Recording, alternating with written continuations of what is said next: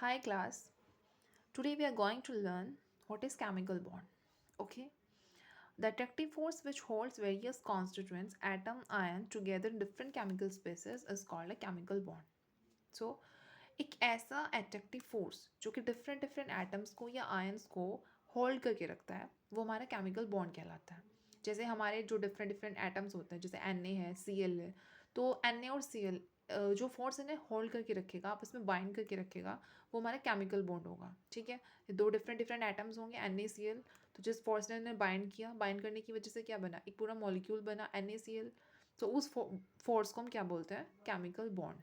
Okay, force that hold together the different atoms in a molecule is called chemical bond. Okay, ऐसा force जो different atoms को एक molecule के अंदर hold करके रखता है वो हमारा केमिकल बॉन्ड होता है.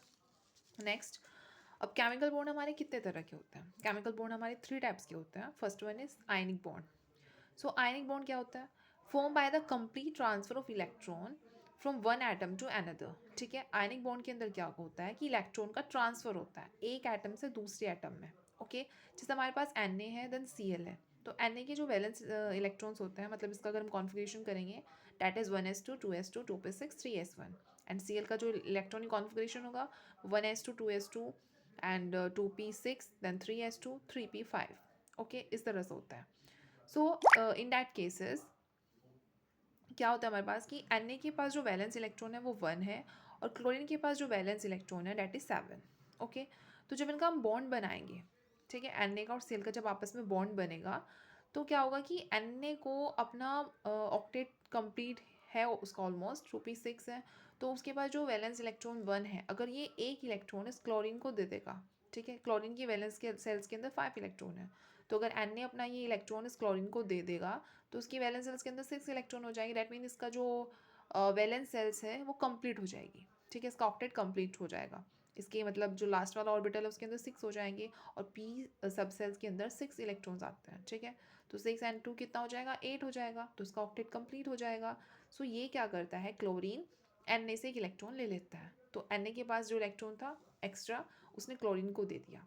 तो यहाँ पर क्या हुआ, Na का तो बॉन्ड ऑक्टेट ऑलमोस्ट कंप्लीट है 2s2 2p6 यानी 8 एंड क्लोरीन का भी 3s2 3p6. ये एक आने के बाद 6 हो जाएगा तो ये भी पूरा 8 हो जाएगा.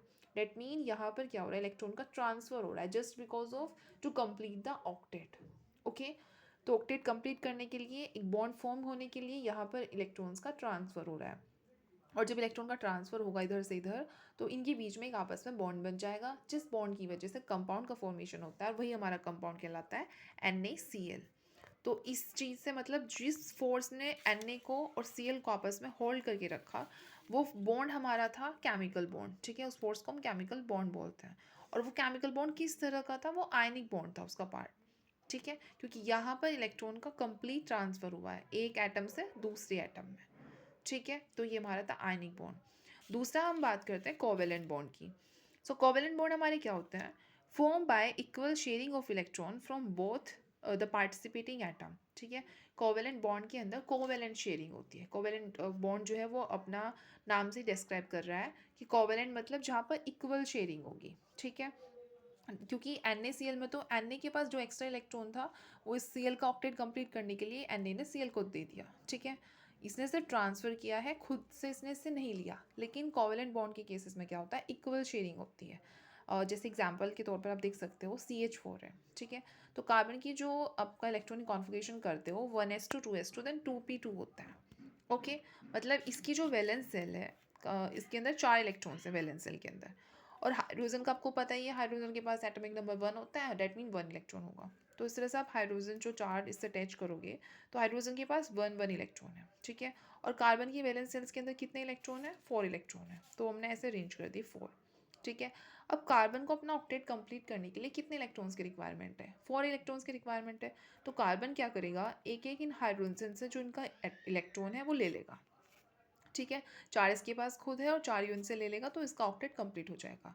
अब हाइड्रोजन को अपनी सेल्स कंप्लीट करने के लिए कितने इलेक्ट्रॉन चाहिए, क्योंकि कोई भी हमारा एटम होता है उसे अगर अपना वो स्टेबल उसे होना है तो मिनिमम उसकी वैलेंस शेल के अंदर 2 इलेक्ट्रॉन एंड मैक्सिमम 8 इलेक्ट्रॉन्स आते हैं, ठीक है। तो 1s के अंदर कितने इलेक्ट्रॉन्स आते हैं, मैक्सिमम 2 इलेक्ट्रॉन आते हैं। डेट मीन अगर s सब सेल जो हमारे पास है तो अगर उसके अंदर 2 इलेक्ट्रॉन्स होंगे तो वो स्टेबल होगा, ठीक है। तो इसे अपनी सब सेल कंप्लीट करने के लिए कितने इलेक्ट्रॉन्स की रिक्वायरमेंट है हाइड्रोजन को, एक इलेक्ट्रॉन की रिक्वायरमेंट है। तो हर एक जो हाइड्रोजन होगा वो एक एक इलेक्ट्रॉन इस कार्बन से ले लेगा, ठीक है। ये हाइड्रोजन भी एक इलेक्ट्रॉन लेगा, ये हाइड्रोजन भी एक इलेक्ट्रॉन लेगा, ये भी और ये भी, ठीक है। ये चारों हाइड्रोजन इस कार्बन से एक एक इलेक्ट्रॉन लेंगे, डेट मीन 4 इलेक्ट्रॉन लेंगे। और कार्बन कितने इलेक्ट्रॉन लेगा, कार्बन भी 4 इलेक्ट्रॉन लेगा। तो यहाँ पर जो 4 इलेक्ट्रॉन्स है उन 4 इलेक्ट्रॉन्स की इक्वल शेयरिंग हो रही है। डेट मीन कार्बन भी 4 इलेक्ट्रॉन हाइड्रोजन को दे रहा है और हाइड्रोजन भी 4 इलेक्ट्रॉन कार्बन को दे रहा है। तो यहाँ पर इक्वल शेयरिंग हो रही है, उस शेयरिंग की वजह से बॉन्ड बन रहा है, ठीक है। वो बॉन्ड तो हमारा केमिकल बॉन्ड कहलाएगा, लेकिन उस केमिकल बॉन्ड का वो कौन सा टाइप है, वो कोवेलेंट बॉन्ड है, ठीक है। क्योंकि यहाँ पर इलेक्ट्रॉन्स की इक्वल शेयरिंग हो रही है कार्बन और हाइड्रोजन के बीच में, ठीक है। नेक्स्ट लास्ट हम बात करते हैं कोऑर्डिनेट बॉन्ड की। Bond form between two atoms ion in which sharing of electron pair from a single atom, ठीक है। कोऑर्डिनेट बॉन्ड वो बॉन्ड होता है जहाँ पर इलेक्ट्रॉन की शेयरिंग सिर्फ एक सिंगल एटम से होती है, ठीक है। सिर्फ एक एटम इलेक्ट्रॉन की शेयरिंग करता है और दूसरा यहाँ पर नहीं करेगा, ठीक है। जैसे मान लो NH3 है, ठीक है। NH3 के केसेस में क्या होता है कि नाइट्रोजन की जो वैलेंस सेल्स होती है उसके अंदर कितने इलेक्ट्रॉन्स होते हैं, 5 इलेक्ट्रॉन होते हैं, ठीक है। 5 इलेक्ट्रॉन होंगे तो वो 5 इलेक्ट्रॉन क्या करेंगे, उसे अपना ऑक्टेट कंप्लीट करना है तो वो तीनों हाइड्रोजन से एक एक इलेक्ट्रॉन ले लेंगे तो नाइट्रोजन का ऑक्टेट कंप्लीट हो जाएगा, ठीक है। अब हाइड्रोजन कितने हाइड्रोजन इस यहाँ पर 3 हाइड्रोजन है, तो तीनों हाइड्रोजन को कितने इलेक्ट्रॉन्स की ज़रूरत होगी अपना बॉन्ड कंप्लीट करने के लिए, एक हाइड्रोजन को एक इलेक्ट्रॉन की रिक्वायरमेंट होगी, मतलब तीनों को 3 की, ठीक है। तो ये तीनों हाइड्रोजन इससे 3 इलेक्ट्रॉन ले लेंगे। अब नाइट्रोजन के 2 इलेक्ट्रॉन ऐसे होते हैं जो बॉन्डिंग में पार्टिसिपेट नहीं कर पाते, क्योंकि इसकी वैलेंस शेल में 5 इलेक्ट्रॉन थे, ठीक है। 3 इलेक्ट्रॉन इसने इन्हें दे दिए, 2 इलेक्ट्रॉन बच्चे जिन्होंने किसी बॉन्डिंग में पार्टिसिपेट नहीं किया, वो 2 इलेक्ट्रॉन यहाँ पर एज अ लॉन पेयर की फॉर्म में प्रेजेंट रहेंगे।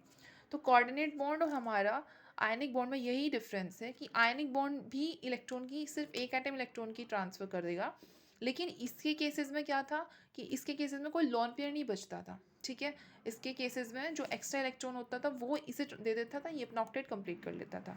लेकिन यहाँ पे क्या होगा कोऑर्डिनेट बॉन्ड के केसेस में कि जो हमारा सेंट्रल एटम है वो अपने ऑक्टेट कंप्लीट करने के लिए अपने जो सराउंडिंग एटम है उनसे इलेक्ट्रॉन लेगा, ठीक है। और जो उसके सराउंडिंग एटम है वो भी अपने ऑक्टेट कंप्लीट करने के लिए, अपनी सेल्स को कंप्लीट करने के लिए, सब सेल को इससे इलेक्ट्रॉन लेते हैं। लेकिन यहाँ पर सेंट्रल एटम के पास एक हमारा लॉन पेयर 1 या 2 बच जाते हैं, ठीक है। तो ये हमारा कहलाता है कोऑर्डिनेट बॉन्ड। तो आपका आज का टॉपिक यही था कि केमिकल बॉन्ड क्या होते हैं और केमिकल बॉन्ड कितने तरह के होते हैं। ओके, आई होप कि समझ आया होगा। Thank you.